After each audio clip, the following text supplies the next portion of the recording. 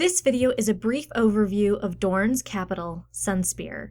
Sunspear is the seat of House Martell, contains their palace named the Old Palace, and is the capital of Dorne. Sunspear was built from mud and straw, is colored brown and a dull grayish brown, and sits on a spur of land surrounded on three sides by water.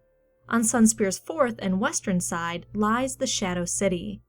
Sunspear's air smells of dust, sweat, and smoke, and the nights are said to be alive with the babble of voices. But Sunspear has only been around for some 700 years, following the arrival of the Rhoynish. Before Sunspear, the stronghold of the Martells was the Sandship, an ugly squat keep that is described as looking like a dun-colored doorman that washed ashore and turned to stone. It wouldn't be until the Rhoynish arrived in Dorne and Nymeria, their leader, married Mors Martell that things began to change.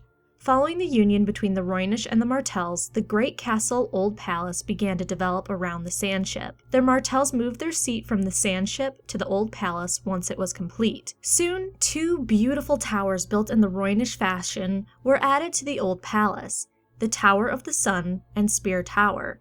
These towers were also symbolic of the union between the Martells, whose emblem was the spear, and the Rhoynish, whose emblem was the sun, which is also where the name Sunspear came from, the combining of those two symbols. Spear Tower, a slender, high spire, is 150 feet tall, and crowned with a spear of gilded steel that adds another 30 feet to its height. The Spear Tower's top is used to house noble prisoners. In recent A Song of Ice and Fire history, the Sandsnakes and Arianne Martell have been prisoners of Spear Tower. The second tower, the Tower of the Sun, contains the throne room and has a great dome of gold and leaded glass. Beneath the dome is the throne room, a large room with thick windows and many colored glass. The floor is a pale marble, and inside the throne room there are almost two identical seats on a dais, except one has a spear inlaid on its back and the other a Rhoynish sun. Typically the seat with a spear is used by the ruler of Dorne. Besides these two towers, the Old Palace also contains a feast hall and a solar for the ruler of Dorne.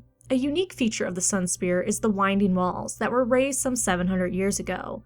The walls protect Sunspear and snake throughout the Shadow City, creating a defensive curtain easily lost in. 3 gates line up to create a straight path to the Old Palace, called the Threefold Gate, that cuts directly through the winding walls. These gates are lined up behind each other to save non-enemies the frustration of having to make their way through miles of narrow alleys, hidden courts, and bazaars to arrive at the palace. However, these gates are heavily defended at need, causing enemies to easily become lost on their way to attack the Martell's seat.